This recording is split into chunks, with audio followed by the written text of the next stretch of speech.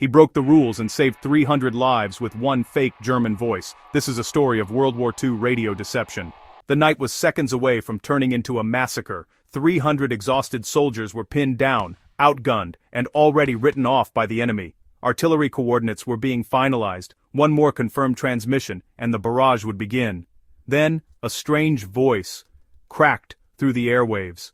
Calm, confident, speaking perfect German. That voice did not belong to the enemy. It belonged to a desperate Allied radio operator who decided rules could wait, but lives could not. Welcome back to 0 Hour World War II, where we uncover the moments history almost missed. Tonight's story is about nerve, quick thinking, and one man who turned a microphone into a weapon.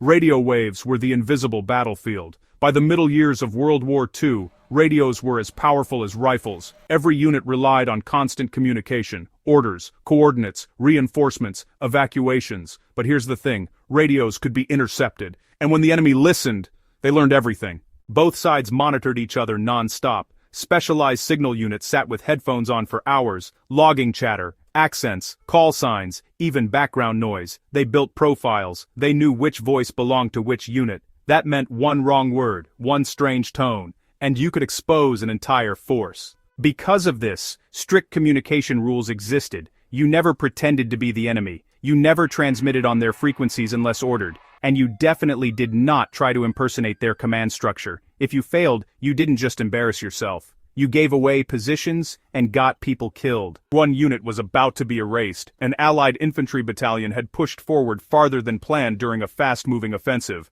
Fog, broken roads, and scattered resistance had scrambled the front line. By nightfall, around 300 men were stranded in a shallow defensive position, with limited ammunition and almost no heavy support. Worse still, enemy signal intercept teams had picked up fragments of their earlier transmissions. Direction-finding equipment narrowed their position. Enemy artillery units were alerted. Fire missions were being prepared. Inside the Allied command network, confusion reigned. Some officers believed the unit had already been overrun. Others thought they had retreated. Rescue or reinforcement would take hours. The trapped soldiers did not have hours. A radio operator heard something he was not supposed to hear. In a nearby signals truck, an Allied radio operator fluent in German was scanning enemy frequencies, a common intelligence practice. He caught a live exchange between enemy forward observers and an artillery battery. Grid references were being discussed. Corrections were requested. The coordinates were dangerously close to the stranded Allied battalion.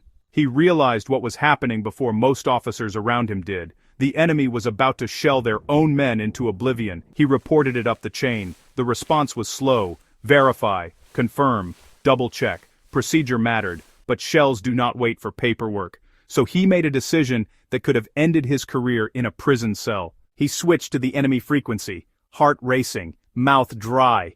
He adjusted his tone, mimicking the clipped authority he had studied from hours of intercepted transmissions.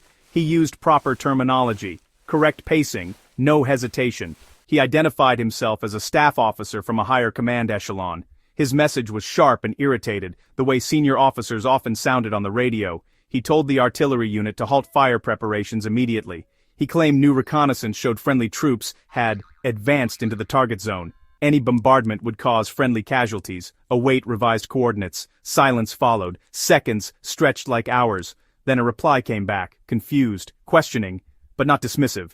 His accent had passed. His rank in the radio hierarchy sounded believable. Most importantly, his interruption matched the kind of last-minute correction common in chaotic World War II battlefields. The artillery unit delayed. That delay was everything. Artillery missions required confirmation loops. Once doubt entered the chain, officers had to recheck maps, recontact observers, and verify unit positions. The fake German voice had inserted just enough uncertainty to jam the machine. Meanwhile, the Allied operator kept talking. Calmly. Authoritatively. He fed small procedural instructions, the kind that sounded routine but burned precious minutes. Stand by. Confirm forward elements. Report when visual contact is established. Each transmission sounded boring, bureaucratic, normal. That was the genius of it. Drama gets attention, routine gets obeyed. So, behind the scenes, Allied commanders finally grasped the danger. Emergency orders went out right away. Artillery smoke screens were arranged, and a rapid relief column was redirected as fast as possible. Aircraft were alerted to create diversionary activity in a nearby sector. All of that only worked because, well, the enemy guns stayed silent. 300 men walk out alive. Before the enemy could fully resolve the confusion, Allied forces reached the trapped battalion. Under cover of darkness and with only limited supporting fire, the unit withdrew to safer lines. They were battered, shaken, but alive. Later, intelligence confirmed that an enemy artillery strike had indeed been scheduled for that exact area. The timing lined up almost perfectly with the intercepted transmission and the mysterious counter-order that had disrupted it. No official medal was pinned on the radio operator for that specific act. What he did sat in a gray zone, technically unauthorized, potentially disastrous if exposed, but among those who knew, the verdict was simple. He had saved roughly 300 men with nothing but a headset and courage. This was not just luck, it worked because World War II communications were human at their core. Voices mattered, tone mattered, confidence mattered. Encryption existed, but not every tactical net used it constantly. Speed often beat security. He also understood hierarchy psychology. Armies are built on obedience to authority.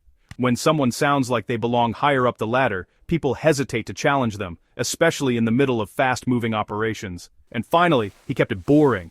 No hero speeches, no dramatic warnings, just procedural language that blended perfectly into the noise of war. War is not only fought with bullets and bombs, it is fought with information, timing, and the ability to stay calm when everyone else is panicking. That operator saw a tiny opening in the chaos and slipped through it. He broke the rules, but he understood the system so well that he knew exactly which rule to break, how to break it, and when to stop.